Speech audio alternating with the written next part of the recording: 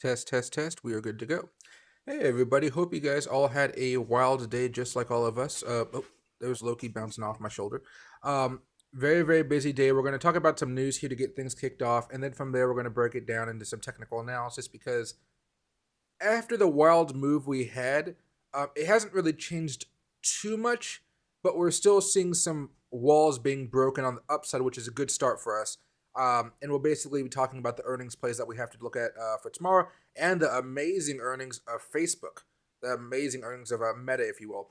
That was crazy. So I managed to make money off of it, but off of my hedge. If you guys remember before the stream ended, I recommended you guys do a hedge play on the downside, but still enough. I think 5% up, 5% down is what I said. And those calls are going to make me some good money tomorrow. So I'm pretty excited to see what happens there. But let's just kind of get started, everybody. Loki's over here with his ears down like he wants something, but I don't have a treat. He thought I got a treat for him a few minutes ago, but they're all upstairs. He has like duck jerky. He saw that I have guava nectar, Umex. Yeah, classy stuff right here. But yeah, so let's check out some of this market stuff here. You can take a look at Loki very fast. Loki. Yeah. So he says hello. He was expecting a 50 basis point rate hike, and I guess he didn't get his way today. He'll get little butt scratches over here while I'm talking with you guys. And hey, Joseph, happy to see you back, my man. All right, let's go over here very fast. That's the wrong one. There we go. All right, so let's go over to CNBC.com first of all. Let's hop over here. So I think the big thing that you guys should know about today was the big earnings report that we had talked about during the midday stream. And basically, Facebook after hours pumped up 20%, astronomical, based off of the fact that because they're laying off people, their operating expenses have basically plummeted, and they made more money in the fourth quarter than people actually thought. So they kind of beat estimates, and on top of that, with all the people they're kind of laying off at this point, that's going to really diminish their operating expenses. You might hear it on TV. You know, it's called as OpEx. So that's very, very good for them. We're going to read this article very fast. But with one simple slogan, Meta CEO Mark Zuckerberg temporarily quelled investors' discontent with his company's multi-billion investment into the futuristic metaverse. Our management theme for 2023 is the year of efficiency, and we're focused on becoming stronger and a more nimble organization, Zuckerberg said. Following a 64% plunge in Meta's share price in 2022, Wall Street cheered at the report, sending the stock up almost 20%. It's now above 20%, I believe. And I think it's also run up like 27% since the lows of October. So extending a run that began late last year, based on after-hours pricing, Meta is trading at the highest since July. Growth is not what is getting investors excited. Meta reported better than expected revenue in the fourth quarter, but sales still sank 4% from year over year, or from the year earlier. Marking the third straight quarterly decline, and the forecast range for the first quarter suggests that the year-over-year revenue could increase, but it could also fall again. That's not going to really help us out, is it? Rather, Zuckerberg commented to cost cuts and efficiency is a sign that increasingly profitability is important to Meta, which is known as a growth machine prior to last year's slump. Now, I'm going to skip over some big stuff here, but the really big thing that I think you guys should know about, if I can find it, no, where's that? Where's that? Come down here. No. Okay, they're doing like a $40 billion buyback. I don't know where I can find $40 billion here, but they're doing a massive buyback plan. It seems like all these companies are doing buyback after buyback after buyback. I'm not entirely sure when it starts, but it's going to be a massive buyback. It's going to be a lot of freaking money, guys. So we'll see how that works out. Maybe if I just do Meta buyback, should pop up. Yeah. Facebook parent Meta announces $40 billion stock buyback. Oh, my head is blocking it. But there you go. That's going to really be the big news I think you get away from the Meta. They're actually investing in the stock price to kind of help it out a little bit because they know last year that Meta just, come on guys, it just fell like a rock. And well, I did buy a lot of it while I was kind of plummeting just because it had fallen down so much. Like this is like like this went below COVID lows. That's how crazy this move was. It definitely has been an interesting hold for me so far, and I'm probably just going to exit out of it over the next week or so. I'm not going to hold it past this big rally because I still think we have more bearish moves ahead of us. All right. And as far as the rest of the market's concerned, everybody, besides the good old Meta stuff, we do know the Fed raised the interest rates by 0.25 basis points, not a lot. The market really did like his dovish speech today. I would say it's the most dovish he's been since inflation started. Like, he was rosy. He was very, very rosy. All the questions that he was answering and things like that during the press conference, he gave some pretty rosy answers. He gave some, he left the door open for him to like increase rates, do all that type of stuff. But he was just very, very rosy about the state of the economy, which is very, very interesting because normally he kept on, before this, he would normally talk about how there has to be more pain ahead. We have to feel the pain and stuff like that. He didn't talk about it this time. I'm curious on why that is. But again, we'll have to see because inflation still isn't where he wants it to be. I don't think we get to 2% inflation until, I'm not really sure. Nobody really knows when inflation gets back down. But if we keep on going at this rate, we would hit the 2% range around, the summer. But it's going to be hard for, maybe it was easier at the top. Now it's going to be harder at the bottom, and that's going to make some issues here. Let me just put that down. Hold on. I keep on getting all these random messages to like join groups of people on text. Could you please say that again? Siri's annoying. There we go. All right. But yeah, so let's go over some charts now. If you guys remember what we talked about during the beginning of the day here, I think it was around 11 o'clock Pacific time. I was telling you guys about, so far, I know we've had this drop below the 50 here. That's the big concerning thing, right? We managed to break back above it.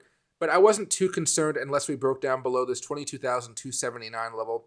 And I'm still kind of keeping that same mentality. I'm still not too worried about the overall market. We've just seen all the asset classes, whether it's the Dow Jones or the NASDAQ. Not the Dow Jones, excuse me. We just saw the NASDAQ and the SPY and Bitcoin all break out over the past few weeks. They're all still above the breakout points. That's great news. We had one day of terrifying moves, which was yesterday as the market kind of did some really weird shuffling. But what's tomorrow? Tomorrow's Thursday, got Friday. We just need to stay above these until this Friday. And then we have another confirmed breakout. And, we'll see how high that can actually move Bitcoin. I'm thinking for most of you guys that don't trade too often, or you guys just want some simple resistance levels, we can always go over the GAN boxes and stuff like I did before. But right now, guys, really, that resistance level that you guys need to keep track of is just the 200 weekly moving average. Maybe the 50 if we have a wick, but it's really that. I can show you guys the resistance level up here of 25,297. I can show you guys some pennants and some boxes and stuff like that. I can always do that, but just be very, very careful about that specific level of resistance. We've broken above it before just to crash back down, never with the 50 and the 200 so close together though. There are a few things I could put up here for you guys to see. Probably just go with the traditional pitchfork. What's the best way to do this? Oh, I don't know what the best way to do this is. I haven't done a pitchfork in God knows how long. All right, so, look at that, matching right up for us at this point. Okay, so you can see right here, maybe the high we really get to is maybe around 25,620 or so. Let me go to the daily chart very fast. And that's what we're currently testing it at right now, just around that $24,000 mark. Just think of it as 24,000. It's always nice to see how those numbers can align with themselves. Like we broke out, held here. I never even opened this up. Even the breakout there. Oh no, is that a trend line? No, that wasn't the trend line. That was just the 45-degree angle. But yeah, so stuff like that. But you can see right now we're just dealing with the $24,000 resistance as far as Bitcoin's concerned.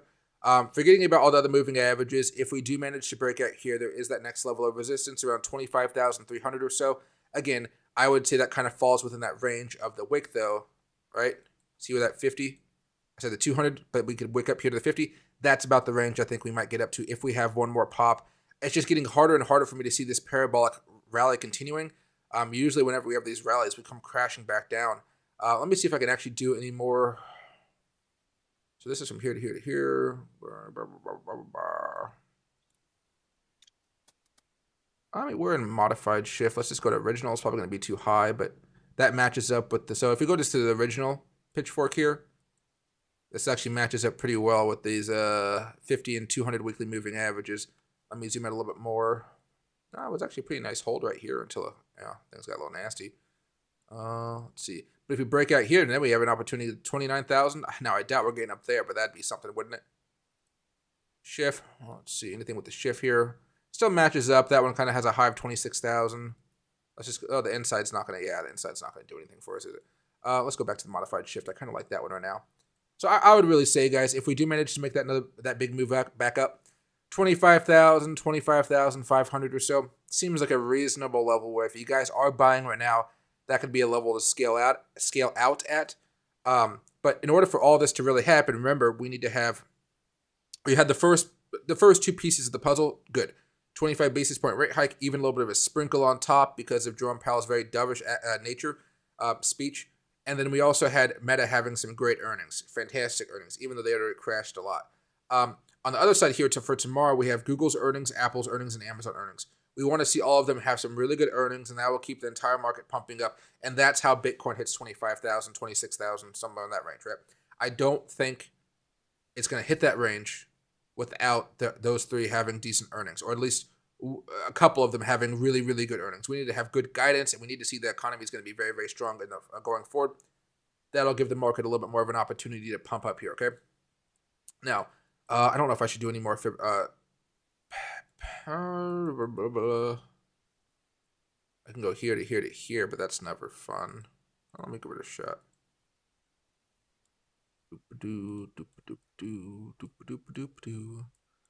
Oh, that one actually worked out pretty freaking well, didn't it? I don't use these too much, but I feel like I should. And this resistance level is really around 24,500, and it kind of goes up here to 25,500. I'm still saying, just use the moving averages. There are other reasons why you could see that zone as a level of resistance like we just talked about, but I just still think, guys, just go with the moving averages. It'll make your life a lot easier. If you're looking for more precise moments, places to get out, sure. But then you guys could always just add on another Fibonacci level based off of your own personal risk management, right? Like you can see that line right there. That's where we're currently at. We're testing it out. Hey, that kind of matches up with one of these other lines right here. You can just go with the 25,520. We already talked about that. Kind of matches up with one of the first pitchforks we used a few minutes ago. So a lot of boundaries, it looks like right here around the $24,000 level and a few up here around 25,500. So you actually might see it go above both the 20, it seems the 50 and the 200 weekly moving averages, but probably just on a wick. If we close above those, I honestly don't know what's going to happen. Because I would have been so shocked that Bitcoin managed to get all the way back up here and, maybe $30,000, something like that. But I just think that'd be too much of a big move for now. But again, we'll have to wait and see how this works out. All right, let's go back over here. If you guys have any questions on that, let me know. I do pitchforks every now and again, but I just really haven't done them much. Let's see, anything else? Oh, yeah, so Dogecoin managed to get back a lot of the losses we saw from today. You guys might have noticed that Dogecoin, after the big pump a couple days ago, we had a really big crash today. And now we're kind of bouncing back up. 15-minute chart kind of tells the story a little bit better. We've made a lot of those losses back up here, right? Nasty move today. Nasty move down there. Data came out. A little bit over there. Or not the data came out, excuse me. I don't know what happened over here, actually. Data came out right here, and we've been pumping ever since. So, wow, that's when the data came out. But yeah, so we're looking okay so far. This one still has an opportunity, I think, to go up towards 11 cents here. Maybe by the end of the month, if the market continues to rally, we have an opportunity to go to 18 cents, but that's a while away here. We have to deal with 11 cents and 16. Then we can get up here to talking about 18, 19 cents. All right. Oh, sorry, one last thing here. Dow Jones tried to break out today. This is weird. It tried to break out, but it wasn't able to. You go over here to Finviz, you see like the little dip at the end of the day, it killed it. So I was hoping we might have a breakout. That's how close we were to a breakout as far as the Dow Jones was concerned. And it's not the worst thing here, but I'm hoping we can have a breakout tomorrow. It's already broken out once. You can see how it kind of gone up and went more sideways. That's awesome. Hopefully the breakout here can actually push us a little bit higher, probably back up here to $35,000, which it's only about a $1,500 increase, which isn't too much for the Nasdaq. But really crazy when you think about like this thing is only like probably like 8-7% away from all-time highs now. The market's definitely acting irrational, and I'm not going to pretend like it's not. But have fun trading it, right? And this is okay. I see the resistance levels there. I see some up here, but that's not really what I want to do. Let's go here to here. Maybe this gives us a better understanding. No, not even much here. Maybe a little bit there, maybe a little bit there. I got some on the 4-hour chart that makes a difference too. Oh, in the 4-hour chart, yeah, that's not the best. No, not the best, no. But yeah, let me know if you guys have any questions, everybody. This is going to be a lot of me answering your questions today. I just know it because everything is still kind of going to plan. We're not really seeing any big drop-offs here. The news so far was good. Everything that we wanted to have happen, it's happening just like how we needed it to. Now we're just waiting on earnings tomorrow, and we're going to see if we can get that big pump up. And of course, Bitcoin's looking like it wants to have another golden cross here pretty soon with the 50 over the 200. And just so you guys know, the last time the 50 crossed above the 200 was way back over here in September of 2021. Not 2022, 2021. So it's been a hot minute, everybody. Although the weekly moving averages are definitely going in the wrong direction. I should state that as well. But I mean, look at that. Just look at that weird ride we've had today. Just breaking through walls, getting pushed back down, going to try to break through walls again. It's going to be a long one. It's going to be a long one.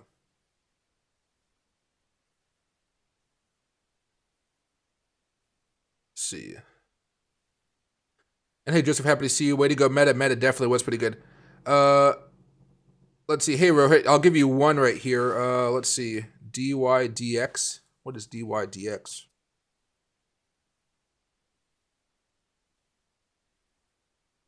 Crypto cap. Yeah. Tether, I guess, probably go from there.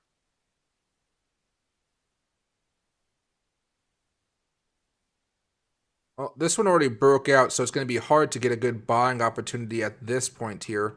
Actually, this thing had two breakouts in it. Look at that. Oh, that would have been hard because you might have thought like small breakout, some fake breakout, real breakout. That would have been tough. But I guess the RSI's probably bottomed out here, didn't they? So it's currently matched up with that resistance level right here, and that's why we're just seeing this little bit of a hiccup. If it does continue to break out through some type of flag pattern, I would say it's going to probably come up here and test out the $4 range, $4 to $4.25. Let me zoom over here, though, very fast, because it looks like if Bitcoin's going to continue to go, this may go a little bit further as well. So let's get rid of that. There's little scribble lines. It's still consolidating here. You might have to wait for a larger dip for it. But at this point, because I'm a little bit more cautious, I would wait for some type of setup to come in for you to have an opportunity to buy. Maybe if it just pulls back down here towards $3 or so, you might have an interest. But if this thing takes off ahead of time, it's going to be hard without that breakout buy.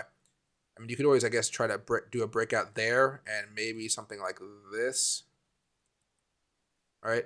But I would want it to consolidate for a while before it breaks out. Otherwise, if it just pops up out of nowhere like right here, I wouldn't take the bait. I think it would probably get flushed back down, unfortunately. So play it safe, but you want to see it consolidate for a little bit of time before it makes the next move up. You can see over here it's consolidated for a few hours. Well, maybe not how many hours. Go right there. Got like 3 days, right, before I made that move. So I would give it some time, but it looks like it's definitely pumping up a little bit higher here, so I like it. Let's go to 15 here. Yeah, there we go. What indicators do you use ahead of time that make you bearish? It's not really indicators that's making me bearish. It's the way the fundamentals are changing in the economy. So savings are getting worse. People are spending less money month to month. People are spending more on their credit cards, which means eventually they're not going to have enough space. Their credit cards are going to kind of max out, if that makes sense. And GDP is slowing. So, and basically there's like 1,000 other indicators like the yield curves and stuff that says we're going into a recession. And so I'm thinking that as the recession kind of looms in, we're going to go down even more. So it's more fundamental reasons than technical reasons. Technical reasons right now, mostly the moving average is breaking down, so the long-term trends changing to the point where now we're looking more bearish, and this goes for the stock market like the NASDAQ, the SPY, and also just stuff like Bitcoin. If you think about Bitcoin long-term, it's a lot more simple than I think than the SPY and the NASDAQ because it doesn't really rely so much on, let me get rid of that stuff. Like all the subset part of it, it's like, Bitcoin is Bitcoin.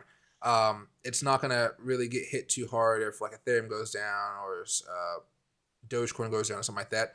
Whereas, with the stock market, there's a big news story about the Google or Apple or something like that could really tank everything down, right? Okay. So basically right here, you can see, let me get this smaller.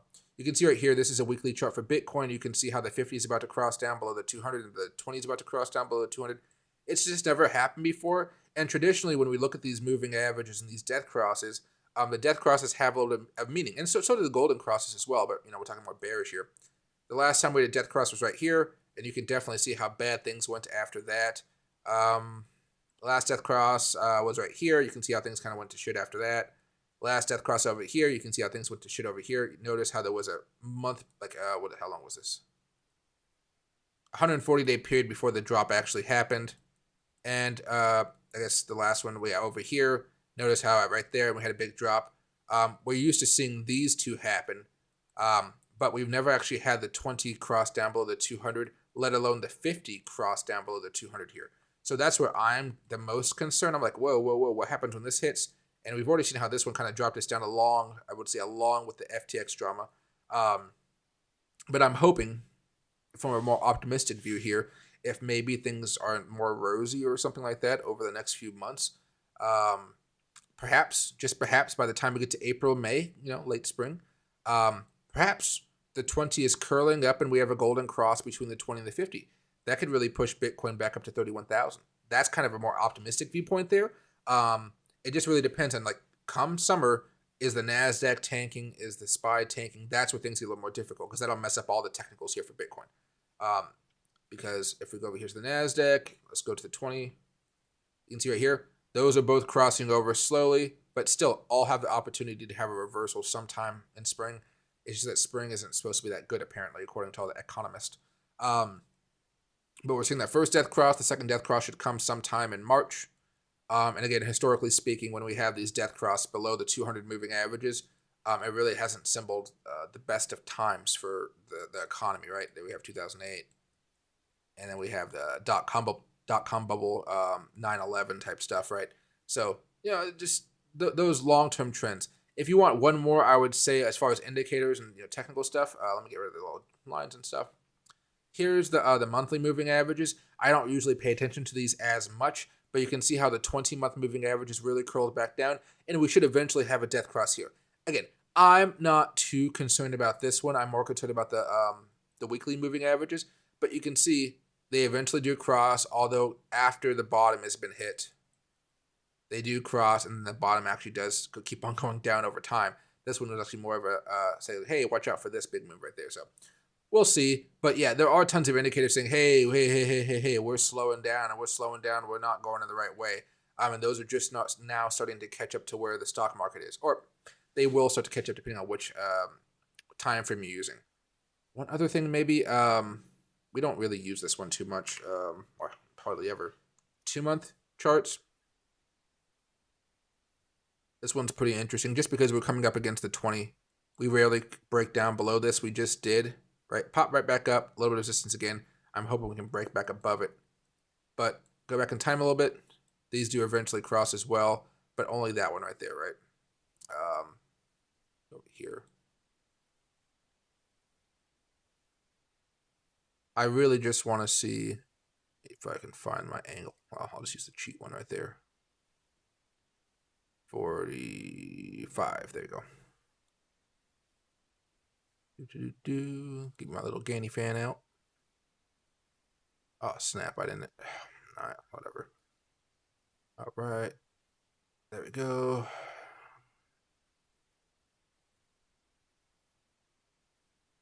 Go. Kind of matching up. We got over here 2009. This just makes it easier for myself, so don't worry about it too much right now.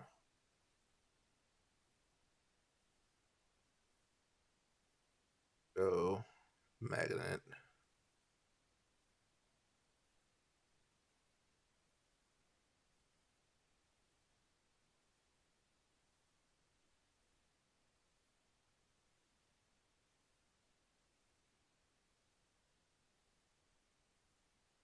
Oh, this is going to mess it up too much, isn't it? Okay, I won't go too much further into it, but you can see that there's just this level right here. We're trying to break down. We're clearly bouncing off of it. I think things get maybe a little bit more dirty when we actually do decide to break down below that. But there's a few other support levels as far as the NASDAQ and the SPY that have to be broken down well before we actually even hit to that part. But I'm watching it. If anything, I think we probably, if at worst, the NASDAQ might come down to $10,000, something over here. But that would happen over here, right? So go back to the monthly chart. Maybe a little bit easier for you to see, right? Bounce, poop. Weekly chart. Bounce, poof, right? Now it's going to look a little weird. It's probably going to be a little bit off here, but still, just because of I changed the time frames. But you can see the general point. Hey, bounce, take off right there. Let's see what happens as we break down. But our next level of support kind of matches up with this. Although I guess some people on the daily chart are going to be using this one as well for the ultra short term, like that. But once we come down here, boom. I bet it would look a little bit better also if I did this. Well, let me see. How did this work out? If I go back over here on the daily chart, yeah, if I do on the daily chart, it's a little bit off here. So if I put it there, I'm sure it would be a little bit more correct. But you get the point I'm trying to make. Watch some of those longer term support levels. And then, we'll see how bad things eventually get. Bounce back up here. 5. There you go. But for now, we're seeing some strength. We are seeing some strength. The economy, it's bad. It looks like it's going to get worse. But certain sectors are kind of just doing fine. And it's not as bad as people think because they started laying off so many people. When you lay off a lot of people, that's a lot of expenses you don't have to pay. And a lot of these companies already know that. So that's why this one, we overhired, boom, boom, boom, boom, boom, fired. We talked about all the layoffs here. I don't know if any new layoffs came out today. Maybe layoffs came today. I'll check it out. Layoffs. Big tech layoffs could have a serious impact on culture. Rivian to lay off 6% of workforce. That happened 2 days ago. Oh, again, Rivian is maybe that was a couple days ago. I feel like it should be, yeah. Let's see. Tech CEO apologizes for quoting MLK and layoff announcement. Oh my gosh, oh gosh. So I think the one I see right now is Rivian. Let's see. Layoffs continue to batter biotech. So maybe biotech is also having some issues here.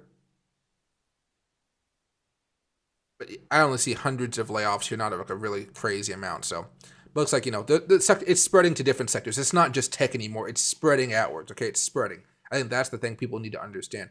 It's not just the tech guys in the offices and downtown or working at their home, it's other people are starting to get affected now. And hey, Rybread, happy to see you back. I want to swing Doge fairly heavily. What's your timetable on when to get in, when to get out? Time to get in kind of already passed. If you want to get into Dogecoin, I'd probably say see, we already had that breakout there.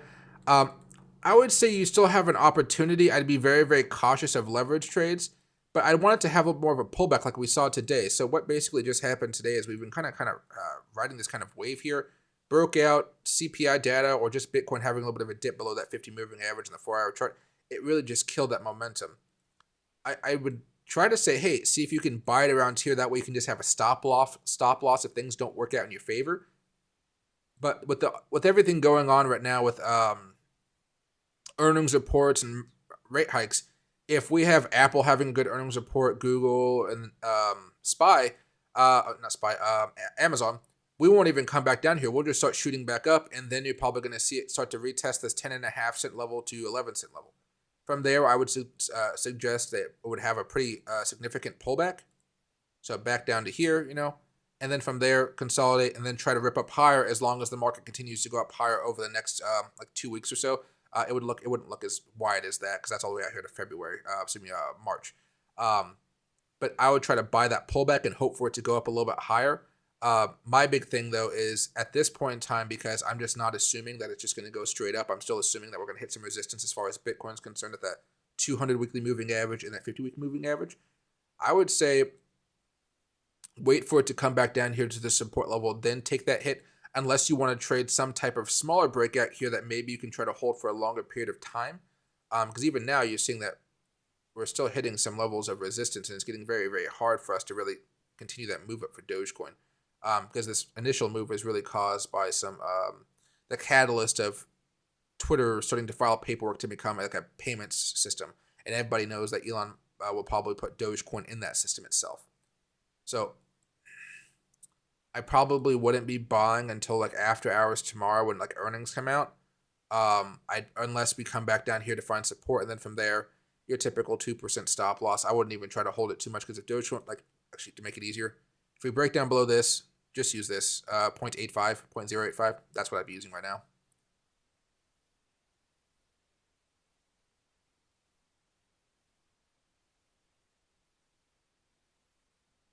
The next increase is at 25 basis points. Is the market going to skyrocket responsibly? Skyrocket? Probably not. I feel like this week we're having earnings with the Fed minutes, so we're seeing a lot of different type of action here. At this point, I think if we have another 25 basis point rate hike, I think it'll be good. So the market will like it, but that's only as long as the economy is looking, very strong or very good. The labor market in particular. So if we start seeing layoffs increase, if we start seeing unemployment rates rise, so to speak, and then we start to see the economy kind of falter a little bit, and he does another 25 basis point rate hike, the market will not like that at all. It's all about expectations. Remember, these people all think that are buying up right now. They think that he's going to cut rates towards the end of the year. He's going to cut rates in 2023. I'm on the other side of the equation, saying I don't think he's going to cut rates in 2023. I think he's going to put rates up towards 5.5, 5.25, and just hold it there until 2024. Then once 2024 comes, if the economy is slowing, he can slowly start to trickle those rates down. Every other meeting, probably 25 to 50 basis points, but every other meeting. So not like, we have a meeting February, then we have one in March. So we're skipping over April, right? So he would do a meeting. He would do a rate cut maybe next January, but not one in March. He would do it next May. April, May. That's how I think he would be doing this right now. I see me at this point in time. All right, here.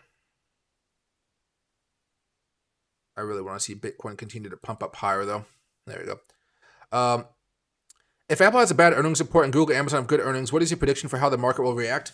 Well, it kind of depends on what sectors you're looking at. So, as far as Apple is the one thing tomorrow you want to see do well. Apple is the stock that has held up the best during all of this craziness, okay? It's very easy to show you this because I don't have to really do much. All I have to go is over here. I pull up Apple, go to the weekly chart. You can see it's kind of facing a level of resistance right now. This is just a typical GAN box. Maybe I should get... Oh, I just dragged something I shouldn't have dragged. Let me go over here and do Apple. I don't want to mess up anything on this chart. Okay. Apple just broke out again today. Small breakout. I've seen me last week. Small breakout, and we're still holding. Like just barely holding this breakout right now. All right. So let's go from the week. Let's go weekly. You can see from the all-time highs of Apple. Look at that chart. You'll see how much further we are above the 200 weekly moving average. How we've come down a little bit, but not a lot. Not a crazy amount. Look at Microsoft. Boom. Look at Netflix. Boom. Tesla. Boom. Amazon. Boom. MU, boom. Nvidia, boom. AMD, boom. Even with the pump ahead over the last couple of days, it's still boom. Facebook, boom. Avgo is doing okay, but that's just a little bit different company. That's electronic technology, semiconductors. Home Depot, still boom. I'm trying to find more tech companies, but it's hard. Banks even boom. Maybe Visa's better. Yeah, see Visa's a lot better.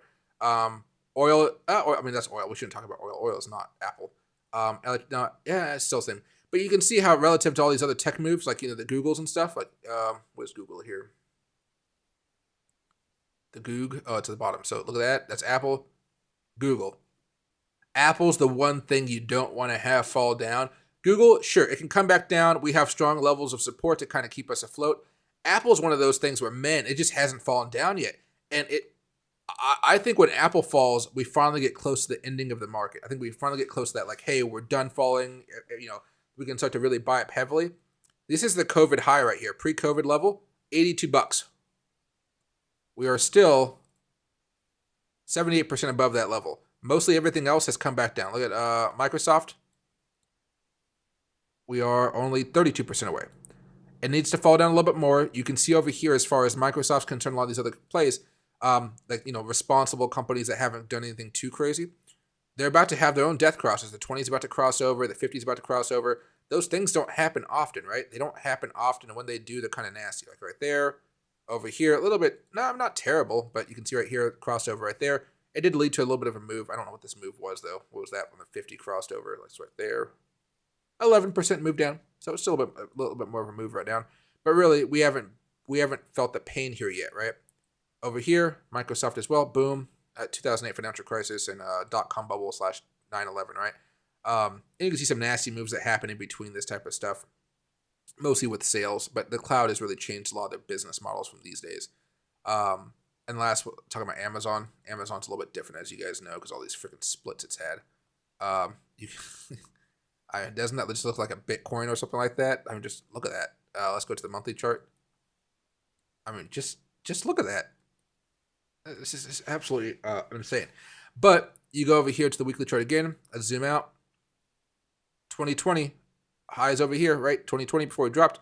It's right back at those COVID levels and even went below them. That's why I was so much more willing to buy Amazon around $95 than I am with Apple, because Apple hasn't, to me, I want to specify to me, it hasn't fallen down enough. I'm too greedy. I want to buy Apple like 120 to $100. That's my Goldilocks zone for Apple. Like down here, woo. Maybe look up here to like 115. I can go all the way up to 120, I guess, for now. But like that range is what I'm looking to buy it at. And I even have a range down here where if we come all the way back down, I'll buy it in here, right? Right there and there. I would love to buy it over there. And so, there are tons of things you can do. I already have another Apple thing over here as far as Gan Square. I guess this is the Gan Box and Gan Square. No, this is only the Gan Square. Or Gan Box, excuse me. Oh, actually, I put a Gan Box on this as well. I don't know why there's not on there. But right now, we're just kind of playing around this little squishy part over here. Little squishy part over there, kind of having some fun. There's something up here that I'm missing. I need to put a few more boxes on here. But let me see if I can actually put a box on here for us very fast. I really don't know why there's no box. Let's get out of that. Okay, I just want to lock it there. That's all I really care about. Now let's go over here to Gan Box. Let's go there. I hate magnets. Okay. Magnet. Go down. Magnet. What the? Blasphemers. Oh, is this just off a little bit? Oh, I probably did this on the daily chart, didn't I? Or, no, that's a wick. Click. Me and trading view don't always get along. I'm going to manually drag it down here. Boom. Okay. But do we need the angle? Well, I'll take the angles off in a little bit. Right. Let's drag it along a little bit higher.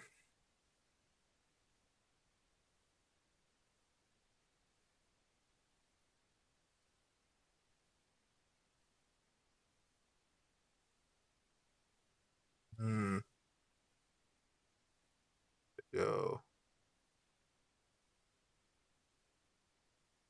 Okay, it doesn't have to be perfect. I'm not going to specify that. Okay. Let's go back up here.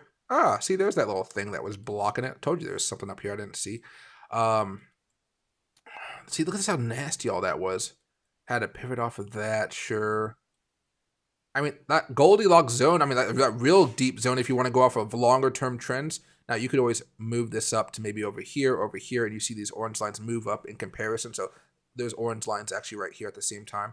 But, you can see it come back down to 90. I think Apple, if things get really, really bad, Apple can reasonably hit $80, but things have to get really, really bad in order for that to happen. But yeah, I mean, I would encourage you guys just to play around with Gan boxes if you can. Once you understand how to build them out, they're pretty simple, but they can be kind of messy at times. Let's see, let me get log back on. You have to keep log off, though. That's the big pain here. But yeah, I mean, we'll see how it all works out. I just really want Apple to just freaking fall over already. When Apple joins the pain party, I think we're close to the end, honestly. Let's see. There we go.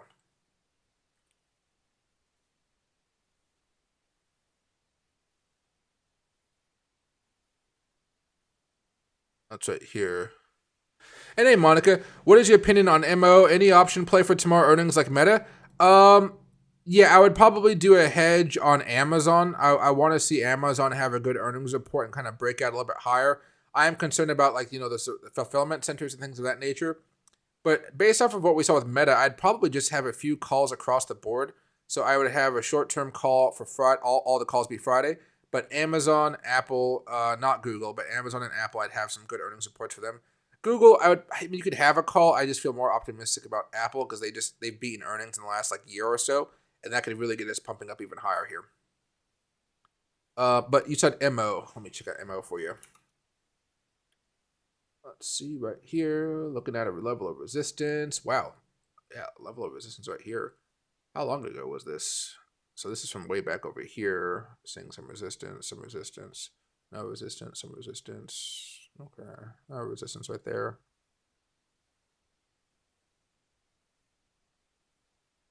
Even a nice little breakdown play right there. Oh, that's interesting. Oh, 2 breakdown plays. Oh, that's an interesting one, yeah. Okay, so it's heading up to some resistance levels right now. Let's go over to the daily chart. What the heck happened here? I'm not entirely sure what that is, because this company is pretty large.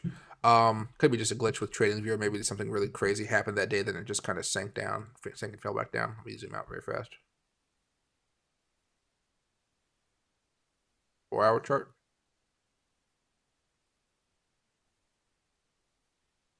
One-hour chart. Yeah, I'm not entirely sure what the heck happened right there. Looks like it was in pre-market though, so I won't give it too much credence. Yeah, interesting little buy-ins here. I think some of these may be trying to manipulate this price up a little bit. Okay, let's go back over here though.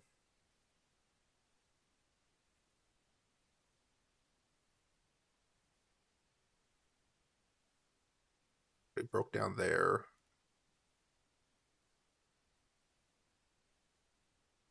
Perhaps if it breaks out here, you could try to get it back up to $51 to $55 here for a decent strike. I'd probably look for a $52 strike price, a little bit cheaper than by the time it gets up here, cheaper than the $50 strike price. If you need to go to 55, do it, but just make sure you have at least 3 to 4 days before the expiration date. And you can have a nice little breakout there. I'd probably say, though, since we're already here on this side,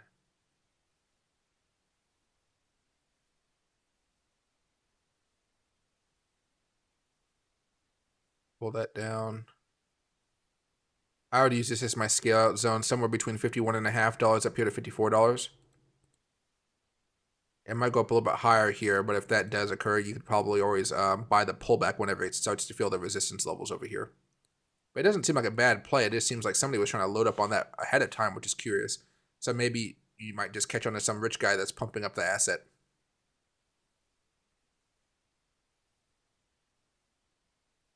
Is it a good time to start shorting low leverage plays with small shorting positions for Solomatic, Mana, and as we go high next resistance levels and write it back down? I wouldn't start doing any shorts right now if you're going to be doing swings at this point. We don't know how much further Bitcoin really wants to go, and we're probably going to hit up against this 200 and the 50-week moving averages. Once we hit up against those, if there's continued good economic news, we're going to continue to blast through them.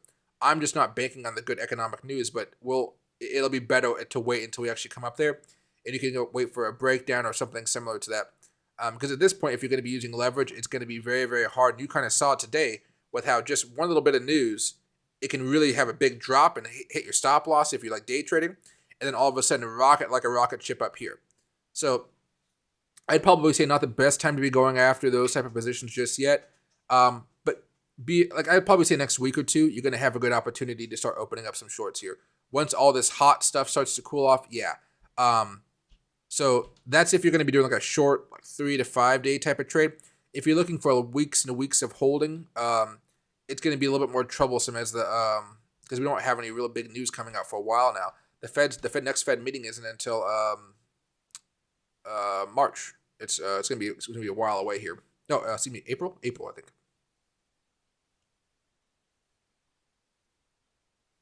And hey, Babyfish, happy to see you back. I was going to put a small low leverage, start around 24,500 and more as we go up. Maybe not. Let's see. I mean, I would wait for these breakouts to play out. Remember, Bitcoin just broke out a couple weeks ago now, like a week and a half ago now. The NASDAQ just broke out and the SPY just broke out. The Dow Jones already broke out a while ago, but it's still consolidating after a pretty nice breakout. I would wait for those breakouts to play, and then you'll see a pattern emerge over the next few weeks. When that pattern that we don't know exactly what it's going to look like now, when we start to break down below that, I think that's the time to really start chugging along. Because at this point, remember, Bitcoin was artificially pushed down by the FTX crash. We're probably not going to go back down to 15,500, 16,000 for a while. And if we do go back down there, it's because the economy is like in a terrible situation where Jerome Powell is keeping rates high. He's not lowering rates, but we're in a recession at that point, if that makes sense. That's what will push Bitcoin down to those levels. But at this point, you have to believe there's going to be a recession if you think Bitcoin's going back down to the $15,000, $16,000 level.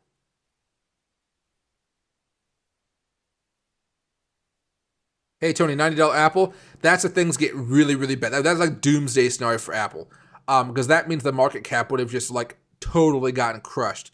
If Apple falls that low, the Nasdaq is just tanking. I'm not saying it's going to happen, but I'm saying if it does happen, I know I'm going to be buying it around that level. Oh my gosh, I'd definitely be buying into there. Let's see. And now, Ivan, as far as Amazon's concerned, their earnings have been kind of more mixed than Apple's, where Apple is kind of beating earnings time after time after time. Amazon has definitely been more unstable, I guess you would say. The way I look at it, though, I have seen a lot of videos about them sending people home because there's not enough people to work. There's too many people working the factory areas, the supply centers. That's the pessimistic side. The optimistic side is, they just don't deliver stuff to people's doors. They also have a cloud service. So I'm thinking if anything grows, it's going to be their cloud service. And while the growth may slow, in their opinion, going down to quarter 2, quarter 3, quarter 1, of course, this quarter, I still think they might have made a good profit off of that particular sector of their company. And that might be the thing that actually boosts Amazon back up. So AWS is, I think, what it's called. If you guys ever watch a football game, they have like AWS. The AWS technology says this: we only have a 5% chance of catching this ball that's thrown by Mahomes or something like that, right? That's AWS software and cloud technology. I think that's, if anything, that's going to push it up tomorrow. I think it would be that. I am concerned about the sales, but it's more about how the economy, how the market reacts to the sales itself, not so much of what it's going to do to Amazon's stock price, if that makes sense. So I'm really hoping the cloud numbers really come in strong for Amazon. Just like with Oracle came in pretty good.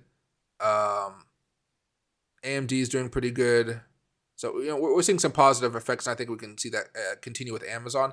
But if you want to do a call on it, or like a put, I'd probably just say $10 above the current price, a call that expires next Friday, and just wait it out with a hedge. Maybe that's $2 or $4. $5 below it. You have a hedge right there that's due Friday. So if it really does crash, you can make all of your money back up, and you're going to walk with a profit anyway. Like today, I did the same thing with Meta. I put puts on it. I put like a couple $1,000s of puts on Meta. And I put like $1,000 of calls on Meta. And they both expire tomorrow. Friday. But even though my puts are not going to be worthless because Meta skyrocketed, my calls have gone up in value so much that I'm still walking away with a good profit because, those calls are probably going to go up like 1,000% plus tomorrow, based off of Meta going up 20%. So much more of a risky play, I would say. I wouldn't recommend like going heavy into these types of things. But Meta itself, if you kind of go through the history, they really do have some big gap ups and gap downs as far as earnings are concerned. And so that's the basis of why I actually decided to go kind of more, first of all, why I tried to hedge it, and also why I was like, oh, geez, this thing could be really, really good or really, really bad. And it was very, very good this time.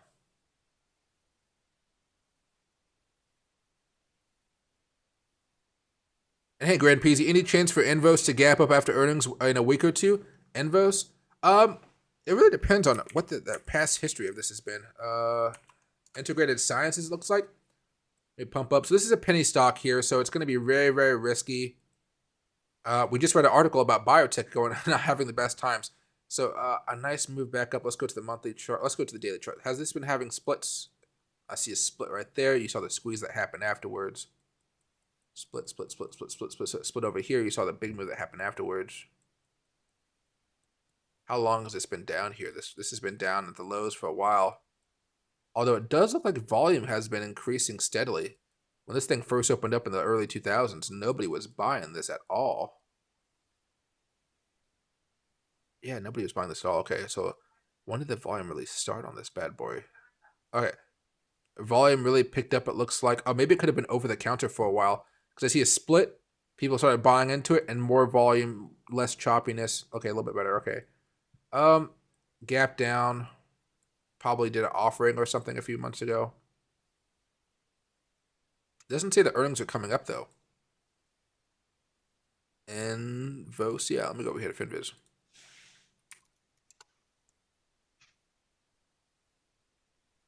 Income, so market cap is only 9 million. Income is only 12, negative 12, excuse me. Short float 9. Receipt of notice from the NASDAQ, that's not a good sign. Let's see. Pricing of public, okay. Record revenue.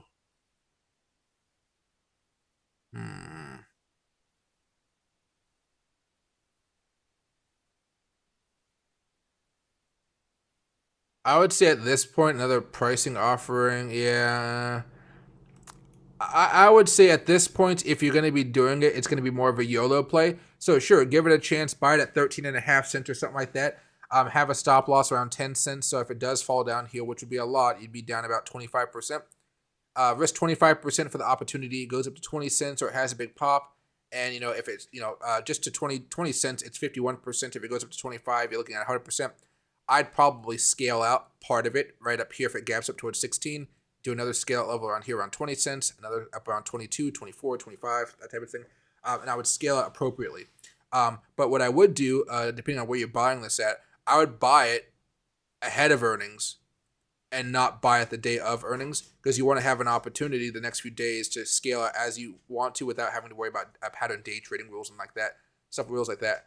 It doesn't say when earnings are. I was curious, but you said you know where they are, so I would assume just go off of what your knowledge is there.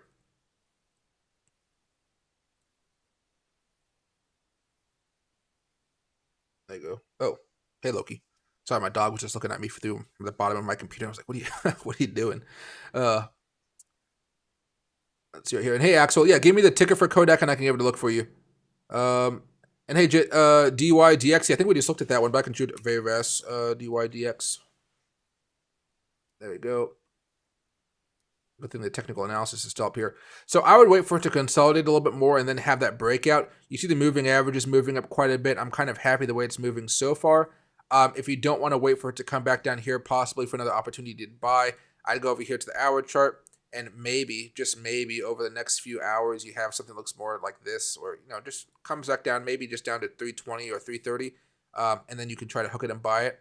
At this point, though, just be careful, because if the earnings aren't good tomorrow, this is going to mess up everything as far as this is concerned. But tip me, I would just wait for the breakout, or preferably, I'd like to buy it over here, then see it break out, then double down, then watch it go up to $4 or something like that. So it's in a good spot, but it looks like it wants to consolidate for just a little bit longer here. The worst case scenario, if it does break down below this trend line and you don't want to short it, you can just think about this as a level of support and try to buy it to see if it might make some type of rectangle for it to consolidate, then continue on its merry way up to, again, to like $4 or so. I'm super hyped to see how far Bitcoin really wants to go over the next few weeks. Like, after we've had all this drama with the FTX stuff, there's not really many exchanges that are going to have problems if Bitcoin and these types of assets are kind of pumping up. We don't have to worry about those problems like we used to worry about them. Let's see. And hey, Pepsi? Yeah, let me go over here. I haven't looked at Pepsi in forever. Pepsi is one of those things like where you just own it and you don't really do anything with it. You just kind of own it. Like, look at the monthly chart for it. You just own it. You don't really do anything with it. It's one of those pure growth ones. And I don't understand how they can just keep raising prices. Like, I think people are actually addicted to sugary drinks, like truly addicted to it. Like, I don't usually drink soda anymore. I have soda. I drink it every now and again, but I just don't drink it often. Normally I'm a big water drinker, or I make my own teas. I literally buy expensive leaves. I soak them in boiling water. I put some sugar in them, or some sweetener stuff in them. And then or actually nothing sometimes, but that depends on what I'm doing. And I just drink it, and it's very, very good. Other times when I go to the Mexican store to go buy chicharrones and stuff like that, I'll get myself some Jumex guava nectar or some mango nectar or something like that. This is probably the least healthy drink I think I've ever had, because it's like syrupy a little bit, but like good. Or maybe not syrupy. It's from concentrate, but it has low sodium, so it's good. But yeah. So you can see PepsiCo kind of just grinds up here. So as far as Texaco's complaining right now, I showed you this monthly chart first of all, just because you can see we really do tend to bounce on it. This was 2021, a little bit of a crash, 2020 over here. most of the time we tend to stay quite above it, right? We tend to find these nice little trends here. Sometimes we break down, but you can see how we clearly break down, then we go down. This one a little bit more choppy. 2008 was just a weird time for us as far as the market was concerned, because it was right as Trump was doing his tax cuts, and nobody knew if they wouldn't get passed or not. And so, we like to use it as a level of support. That's my main thing. You can see we break down. It's not 100%, but we typically like to follow this thing. It's really nice. So as far as what I see right now, I think it's still at the very low end of this. And if the market continues to pump up, I think you can see it get back up to like 177 or so, a little bit higher. You can see over here. Let me go to the daily. Let's see. Earnings are up here on the 9th of February. Personally, I expect those earnings to be pretty darn good. You can see the earnings over here worked out pretty well. Earnings over here, right? Yeah, it did okay. I wouldn't say they're good or bad. It's kind of went sideways the next day, honestly. Over here, kind of more sideways. They kind of went up afterwards, but I bet the market kind of drove that. Here, they were bad. This was in 2020, February, quarter one last year. So, dividend there. What else? Earnings over here went up the next day. I would probably expect Pepsi's going to do fairly well here. Now, if you're looking for a move, this is the daily chart, of course. Watch out for your typical breakdown point here. But what I see at this point is just right there. If we decide to break out, I know there's resistance levels up there, but the way the market's going, if we do have good news tomorrow, I might buy 175 calls that expire next Friday, ride it up, hope that there's a breakout above the 200 and the 20, and that takes you up towards 175, 176. Take your money and run, because it might hit some resistance up here towards 177 to 175. You can see how I should probably zoom out for you guys there. I don't know if we're going to be breaking above that. So, but yeah, I do think with earnings coming up pretty soon, have a nice big boom here, pop right there. That's with earnings out for tomorrow. If you wanted to do something later on, personally, I would actually make this one separate trade, get out. Over here, this is the 9th of this next Thursday. Open up another one probably Monday or Tuesday once you have a little more time to see what's going on. Preferably Wednesday, I would actually say. Because what may happen, we come up here, get rejected, come back down, earnings break us out to the upside here, and that could be interesting. But Pepsi, they've been doing fairly well. Like, there you go. They beat quarter one last year. They beat quarter two. They beat quarter four in 2021. They beat quarter one in last year. They beat quarter two last year. They beat quarter three last year. Hopefully, they also beat quarter four last year. So, they have a good history, just like Apple, of beating time after time. Where they have trouble every now and again is just going with guidance. But at this point, they're doing pretty good. The supply chain issues are getting a little bit better. I'm hopeful that they have some good stuff coming along for them. But 175 calls seems to be reasonable. Expiring next Friday. Play it for this earnings. So you're probably going to be selling it Friday or Monday. I'd probably scale out a lot Friday, sell the rest of it Monday in case we do have a drop on Monday. But I don't see anything particularly bad about it. The earnings reports have been solid. And I believe, what's that guy's name? Who owns Pepsi shares?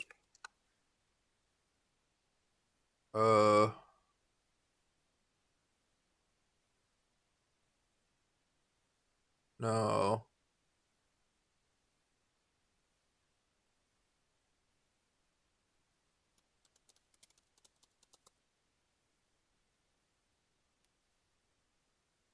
Vanguard, BlackRock, State Street. Yeah, okay, Global. I thought that guy, the rich guy, the big guy, I forget his name, Goldman Sachs guy. I think he owns some Pepsi as well. And hey, Axel, thanks, my man. Kodak, Kodck, Kodk here. I haven't heard of Kodak forever since they had that huge pump and dump thing after they kind of announced like a cryptocurrency thing working out. Like, when was that? Was that? Oh, that that was it right there. Okay. Wow, this looks like the craziest. This looks like a GameStop or an AMC. I really haven't checked this out in a long time. So, long term, this thing is probably going to come back down here and settle around the 250s or so, unfortunately. Now, but as we look at the price action at this point in time, how have we fared so far? I managed to break out. Really didn't turn into such a good level of support, though.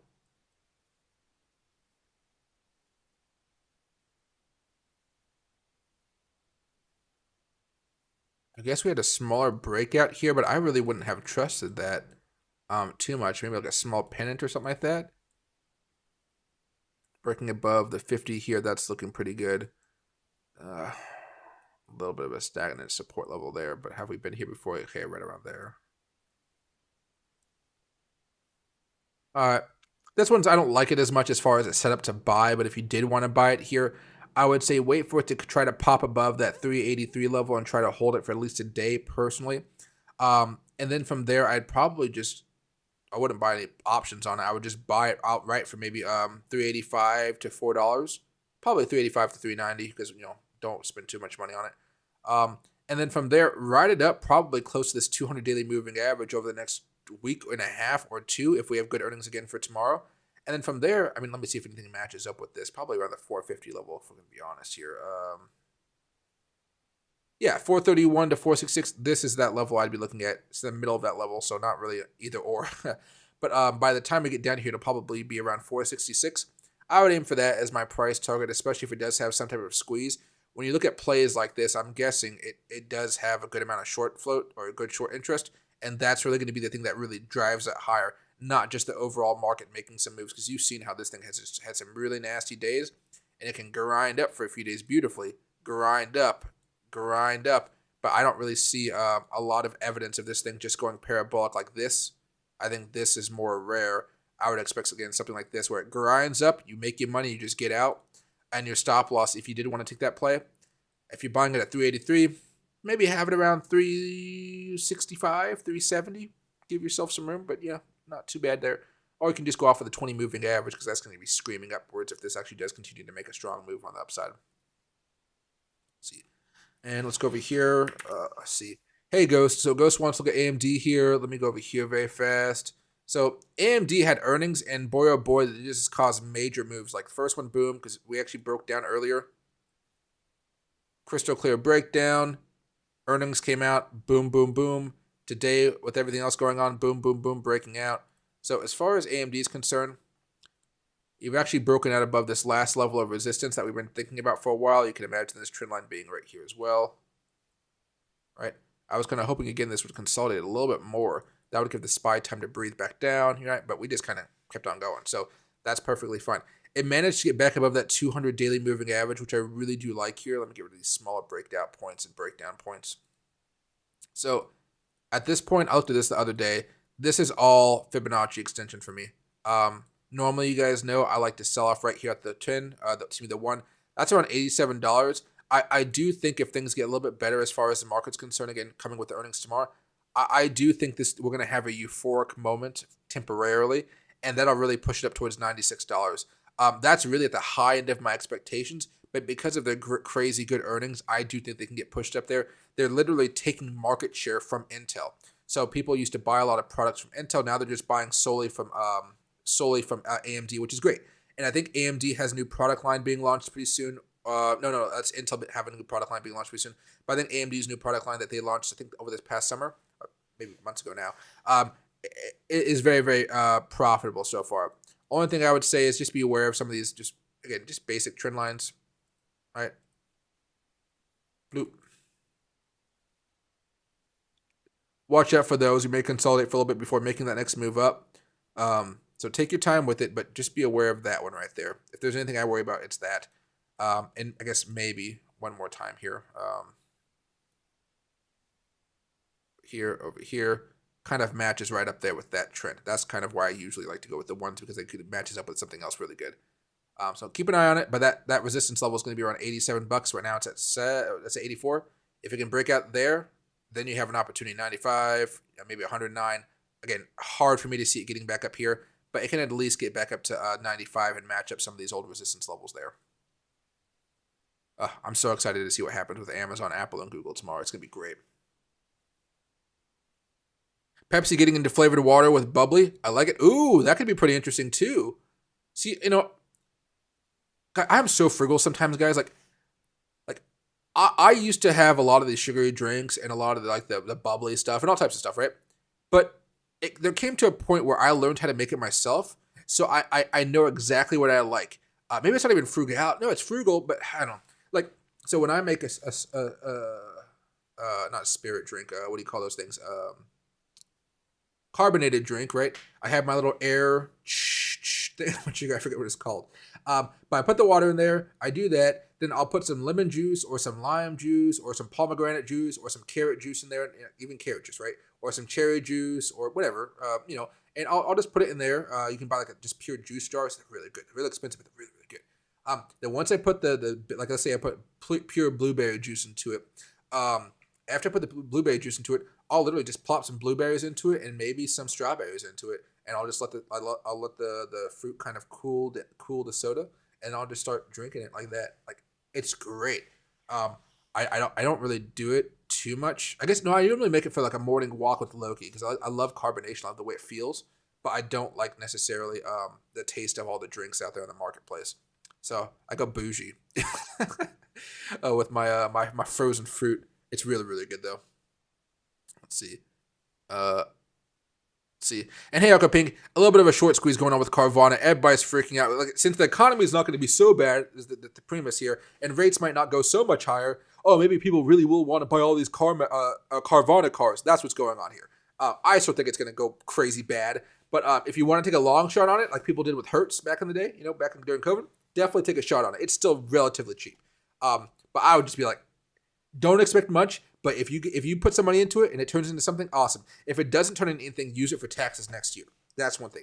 This is like a pure tax play. Take a YOLO. If it loses, put it on your taxes. If it doesn't lose, don't worry about it. But if you need the money, don't put it on Carvana right now, okay? This is if you want to give a long-term YOLO. Carvana is the long-term YOLO right now. And hey, BSM. Oh, yeah, we haven't talked about BSM in such a long time. Let's see. BSM is one of my favorite plays so far. It's been having a great opportunity. The reason I like BSM, I made a video about it like a while ago. Let's go here. BSM, 11.24% dividend. They also have a market cap of $3 billion, and they have an income of $406 million. Not a large income, but they are making money, and that's why I like it with a low short float interest. So you can actually see the patterns working out fairly well right here, but I think this is gonna here. This chart looks so much nastier. I'm on the weekly chart looking out a little bit longer. Let's go to the daily. There we go.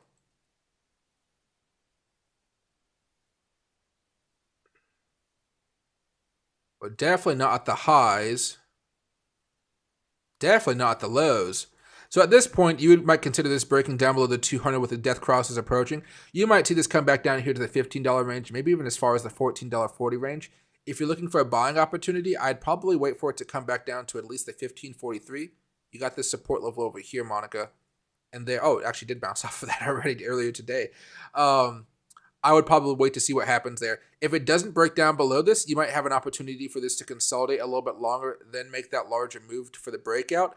But I would still assume that even though this is dividend play, and this is something I'm holding for a very long time. I've owned this like for a while since it was way down here in July. Bought some way down here as well. I would suspect that there's probably a good opportunity for it to come back down that next level, then break out the next time here. Mostly because this isn't the same as like the oil plays. This is a mineral company. So let's go over here very fast. Let's go over here. Okay. With over 20 million acres, Blackstone's acreage position would be nearly impossible, right? Let's see. Can we find over here? Energy. Yeah. Can I do this? No. I want to find out more about it. I always forget about it. No. Because they don't make their money the same way as everybody else. That's the, typical oil people, they make their money just by selling, buying, drilling, some of that.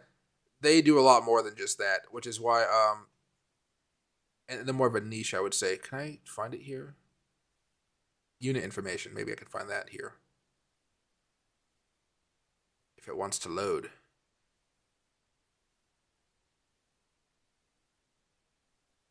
How is that unit information? Our assets.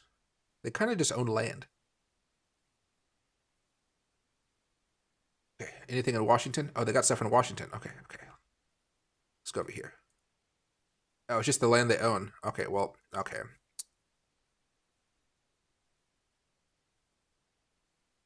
I like how they just own like little plots. Tract. Oh, I have to request information. Okay. Never mind. Okay, but basically, as far as this is concerned, I do think it'll probably try to hover around here for a little bit, then eventually try to break out. Just if it doesn't manage to hold the level and it does come back down here, which I think it might if the market does have a turnaround here, basically with the NASDAQ and stuff, I do think you're probably going to see a break back down. If things hold up, though, I think you're going to be looking okay. And just so you know, we have that next level of support right down there. Maybe $14, pick it back up. Now, I've been watching this kind of go down since $20. I'm still holding it. I'm going to be holding this for a while, but just understand we're starting to see some of those longer term moving averages crest back over. I enjoy that high dividend, which is why, and I think about it for the long term. COVID right here, it's still been going up quite a bit. So, but just be careful. This is the monthly chart, right? It's close to those all-time highs. So it's okay if you wanted to trim some off at this point. But as far as I'm concerned, I'm just going to be holding it because I think, long term, I think it's going to go down here, then boom. This is a long-term play for me. But yeah, I still like it in the short term and the long term. But just be careful if it does hop down to $14, $14.50 technically. Then I would assume you want to buy it up and play that bounce that we talked about.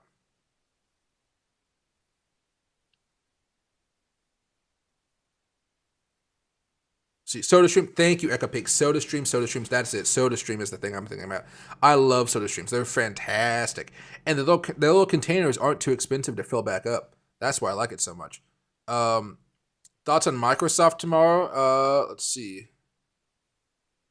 Oh, just the stock. I see what I was seeing. Okay. Because I was like, didn't Microsoft already have earnings a few days ago? Yeah, I was like, what? They don't have earnings anytime soon. Okay. Let's up out of here. Let's get that line out of the way. So right now, as far as Microsoft's concerned, we're just dealing with this 200 daily moving average here. I really am optimistic if the earnings are good tomorrow that we're just going to blast above and probably clear 264 and really try to go back up here to the 280s level. Again, when I talked about euphoria, I really do think Microsoft and a lot of these assets can just have some really crazy times. If I were to go over here to a weekly chart, you can kind of see the double bottom appearing off of the 200 weekly moving average here. And then we would also be breaking out above the 50, having a nice move, and really getting back up to this zone right here. That zone is where I would scale out. I wouldn't expect it to get any higher than that. I think even just getting up here would be extremely hard. But I would say that if you believe the earnings are going to be good tomorrow and you wanted to think about some calls or just going for the next few days, sure. But I would see 260 as being the high point. I think if we're going to break out, it's going to be next week. So we already have to deal with this to 200. Tomorrow, Thursday, I think we can actually break above it. Friday would be just trying to hold it. Monday of next week would be trying to break out above the 200 here. Excuse me, the 50 here. And that's where you can start to see some really strong moves going for next week here. Now, we got to be careful with that, of course, because overall, you do see the trend lines coming back down. The death cross is kind of approaching. But again, with all this euphoria that we're probably going to have if the earnings reports are really good, I'd probably see over the next 2 days, if I wanted to buy a call for this Friday, 252, I'd probably go 255 to 260 expiration date this Friday. I would be out of it probably by tomorrow, by the end of the day, or Friday by sometime mid-morning. If you want to go aggressive. If you want to be less aggressive but still have a call that expires this Friday, I'd probably say 250 to 255, probably around 250, honestly. So he's kind of in the money. And then expiring, again, this Friday, I would again be out of it by late Thursday or early morning Friday. If you want to hold it a little bit longer and you hope that something really good is going to happen next week, especially when dividends come out pretty soon as well, I would say I would wait on buying it until next week, waiting to see what happens as we approach the 50, and then from there have that big pop, unless you want to buy tomorrow in anticipation of a good earnings report for Apple and Amazon and Google, so forth. And then you're just going to put that, let's say 260 strike price, you're going to put that out for next Friday, and then you're probably going to try to get out of it by next Tuesday, Wednesday, okay? At least start scaling out by Monday, but really get the majority of it out by Tuesday, Wednesday, if you ask me. There we go. And hey, Tom, happy to see you, my man. Fire. Hope you've been doing well, Tom. Thoughts on XLM? Yeah, let's go over XLM very fast. Over here very fast. For those of you guys who don't know, Tom is Tom Crown. He has another YouTube channel, much larger than mine. Really awesome guy. Let's go over here very fast. If I can find it. Futures. I'm messing up somehow on this. Okay, let me just go. I have it over here. I'm really bad with what do you call it, trading view on this side. XLM. There you go. All right, make my life a little bit easier. Oh, geez, we were looking at this maybe like back in early January. We haven't looked at this in a while. This poor breakdown there. There we go. What's right here? I know it's smoking lo-fi. I'm happy to help you guys out. Remember, guys, what I give you guys is pretty much just some simple stuff. Make sure you guys go over to Investopedia or look through some of my tutorials and stuff, or just tutorials in general on YouTube. I don't care who you guys watch as far as YouTube. Go and kind of just learn more about it and start that trading journal that we talked about.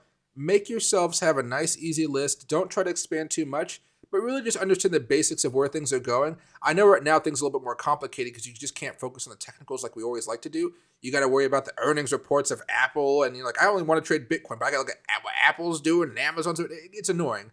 But once you kind of have a little bit more of a comprehensive view of like what's moving the market, it'll be a lot easier, especially with all the good news we've been having, the breakout as far as Bitcoin, the SPY, and the NASDAQ. It really just makes life a lot easier, a lot easier here. But as far as Lumen's concerned, oh, look at this. This just had a really bad January, didn't it? Let's see. Nice little pop back up. Trying to hold above the 20 here. Let's go to the weekly. Anything there? Ah, there it is. Hasn't really been too much of an issue. I guess for a few weeks there it was. I guess there it was. Here, not too much, but it was resistance would pop. Not a little bit, but not too much. Okay.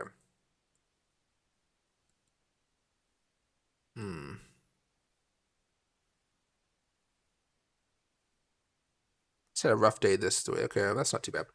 Okay.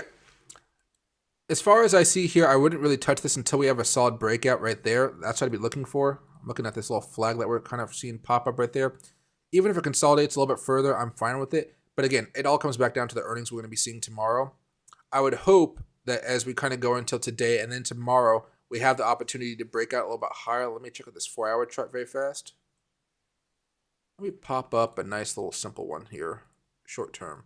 So if you want to do some day trading on this, yeah, we're already getting rejected right there. Okay. If we break out above this and you want to buy in again sometime probably tomorrow or the day after, I would say you could buy around this like 0.093, 0.094. Because I'm a little more frugal and I kind of want to see my money go a little bit further, I'd probably skip this first retracement level, and I would hope that it can go up a little bit higher up here to 0.096, and then I would start scaling out, probably getting the majority of it out by the time we hit around this 10-cent level up here, which is, I guess, 0.099189, around that 10-cent level. If you want to be more safe, which, I'm not going to tell you don't be more safe, understand that this Fibonacci level right here does kind of match up with the level of resistance. So if you're not seeing Bitcoin or some of these other altcoins taking really robust moves, you may see it just break out. Maybe you buy around here, it pumps up a little bit, but then you get rejected and then it goes sideways. At that point, you have a decision to make where it's still above, where you have to probably scale out a little bit here to cover yourself, or you just have a stop loss down here, but like, hey, if it hits, it hits. If it doesn't, it doesn't. And you wait for the next opportunity for it to rip and go up a little bit higher. Again, trying to reach that 10-cent mark, probably starting to scale out at about 9.5 cents. If that makes sense. But it's having a pretty nice run up here. Pretty nice run up indeed. So right here, 15. There we go. All right. Oh, thanks, Ghost. I appreciate it. She's put links out for Investopedia.com and Finviz.com. To Screen Stocks, watch Mike's videos on Screen Stocks. Oh, yeah, I have a bunch of those things. I'll be putting out more tutorials this week, everybody. I've been getting kind of behind on it since I started this new anxiety medication. It's been interesting, to say the least. But what do you call? I want to have more simple tutorial videos. So what I'm going to do is I'm going to just have some really simple trading view tutorials, like how to add double exponential moving averages, how to add, moving averages in general. I will have a call to action. No, I'm not even going to have a call to action. I will have in text somewhere on the screen during the video saying, hey, what do you want to learn? Type it below. I will expect you guys to ask me in the comments, hey, I want to learn blank. I want to learn blank. And even though I'm working on this larger course that's going to be, I don't know, minimum 5 hours, at most 20 hours. I'm saying it right now as I kind of do more work on it, probably 15 hours. That'll kind of cover all of it. But until I really make that course out, I'm still happy to make all these videos for you guys. Even when I do make that course, I'm still going to have tons of tutorial content for you guys. That tutorial that I'm making out, like, remember, I'm planning not for you guys, but for everybody else, I'm planning to sell it for like $200, $199. So, so I can like really just fuel my trip to Nicaragua or my new lifestyle in Nicaragua, right? So do me the favor, and when I ask for that type of stuff, let me know, because if you guys ask me that, guess what? That's going to be going in that tutorial as well. In case I mean, maybe I already have it in there, but if I forget it, if I didn't put it in there, I will also put it in that longer tutorial for you guys as well. That way it'll be a comprehensive view, because that tutorial is going to be going over stocks, crypto, and options. Although you can watch each individual part separately, so you don't have to watch all the options videos, all the stock videos if you just want to learn about crypto. But you guys get the point, right? And hey, PHX, Michael and Tom Crown, are you guys night owls? We live in different time zones. Tom's over on the East Coast. I'm on the West Coast. I am a night owl. I don't know about Tom. We've talked a lot late at night, I would say. But I feel like we're always talking about YouTube and how YouTube is screwing us over with YouTube Shorts. That's the majority of our conversations nowadays. But yeah, I mean, I fall asleep around 3 o'clock most nights. I have insomnia. But this morning I fell asleep at 3 o'clock and I woke up at 7. And my alarm was supposed to wake me up at 9 o'clock because I was going to go streaming at 10 o'clock. When my body knows I'm supposed to be up, it'll wake me up. Let's see. Yeah, no worries. Echo Pink. Hope you guys are doing good. And hey, Amir, happy to see you back as well. Guys, I'm going to call it a night. I need to get some dinner in my system because I'm freaking hungry. I kind of really didn't eat much today because of the rate hike video and then coming over to this video as well. Guys, we're in a good position. Watch these moving averages. I know there's an opportunity for us to go higher, but I really do believe that it's really going to be Google, Amazon, and Apple that really are the only things that are able to push us up above those levels, specifically for Bitcoin, okay? To kind of build this back into a macro view, what's happened? Let me zoom out here a little bit more.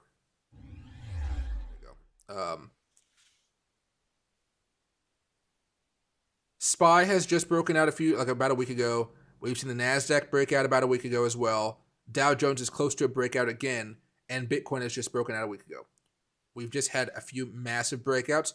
We haven't necessarily seen the big pumps from those breakouts. We've just seen the pumps to get us up to those resistances, and now we've just broken out. There are resistances ahead, but with the good earnings report that may come out tomorrow, that'll really be the big catalyst that really brings up the whole market a little bit further here. Just please watch those moving averages. There are a lot of other technicals that kind of bounce around those moving averages, so if you don't want to put a pitchfork down or a Gann box down or a Gann square down, simply just pay attention to the 200 and the 50-week moving averages, okay? And I'll leave you guys with this. Loki will come over. Loki. I don't know where Loki's at. Loki. Oh, he's right here. He's just laying on by my feet. He's didn't hear me, I guess. Loki, come here. Come here. And Loki says goodbye. Yeah, you're a good boy. You're a very good boy. Oh, don't bite the ring. You're gonna hurt yourself. Yeah.